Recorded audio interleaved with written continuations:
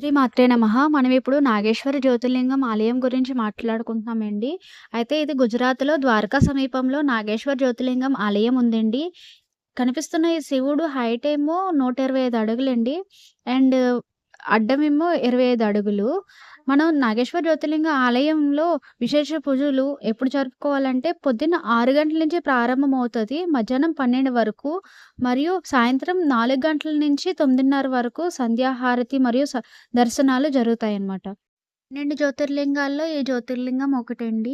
ఆలయం లోపల సభా మండపంలో కనిపిస్తూ ఉంటుంది. ఆలయానికి ఎదురుగా నందీశ్వరుడు ఉన్నారు.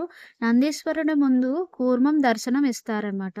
2 అడుగులు వేసి తర్వాత నాగేశ్వర జ్యోతిర్లింగాన్ని దర్శనం చేసుకోవాలి.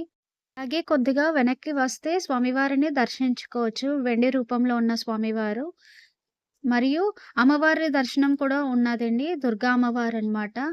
సర్వమంగళ మాంగళ్యే శివే సర్వార్థ సాధికే శరణ్యే త్ర్యంబకే గౌరీ నారాయణి నమోస్తుతే.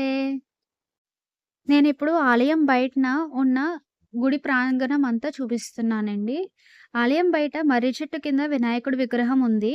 వృక్షానికి ఎదురుగా ఉన్న రావి చెట్టు కింద శనీశ్వరుడు ఉంటారు. వారిని దర్శనం చేసుకోవాలి. ఇది నాగేశ్వర పుష్కరిణి అన్నమాట. స్వామివారిని దర్శించుకునే ముందు ఇక్కడే స్నానాలు చేసి, శివరాత్రి అప్పుడు తర్వాత ఆలయ మహోత్సవాలు జరుగుతాయి కదండీ! అప్పుడు కూడా ఇక్కడే స్నానాలు చేసి భక్తులందరూ దర్శించుకోవడానికి లోపలికి వెళ్తారనమాట.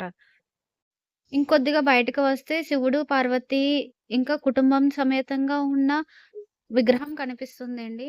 మీరు దర్శించుకోవచ్చు. మీకు గాని ఈ వీడియో నచ్చితే లైక్ చేయండి, షేర్ చేయండి, సబ్స్క్రైబ్ చేయండి. Thank you.